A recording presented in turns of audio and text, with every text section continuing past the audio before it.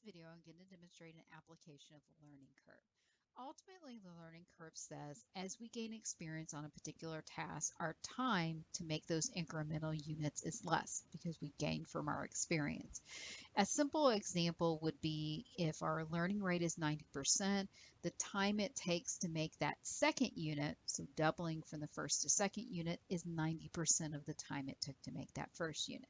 Now, the application is pretty simple if we're doubling. We just multiply times the percentage. At a much more complex formula if we're not doubling, but in this particular scenario, we are going to look at an application of doubling.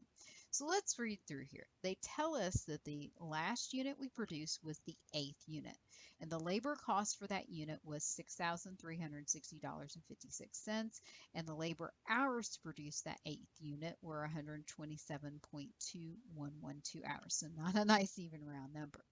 They also tell us that the second unit required only 172 hours. So we can tell there's incremental learning. We're going from 172 to 127.2112. They ask us initially, what's our rate of learning? Now, I can start out and say, let's look at the ratio of where we are now with 8th unit, 127.2112, compared to what it took to make the second unit, 172 hours, and that's 0.7396 or 73.96. Don't get excited. That's not the answer to the rate of learning, because keep in mind we're doubling twice. We're going from 2 to 4 and then 4 to 8 because we're at the 8th unit now. So all we have to do is take the square root of 0.7396 because again, we're doubling twice. So taking the square root will accomplish that.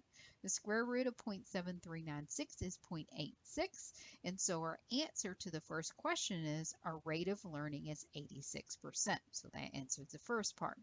The next part says, assuming the hourly labor rate has remained the same, what would be the labor cost to produce the 4th unit? Well, before I can figure out the labor cost, we have to figure out the amount of time that it would take to make that 4th unit.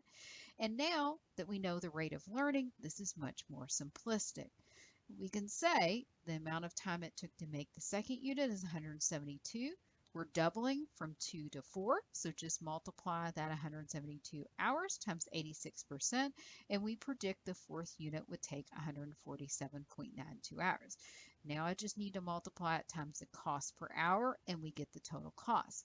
Well, nowhere here does it tell me the cost per hour, but I can use the information from the 8th unit to figure out.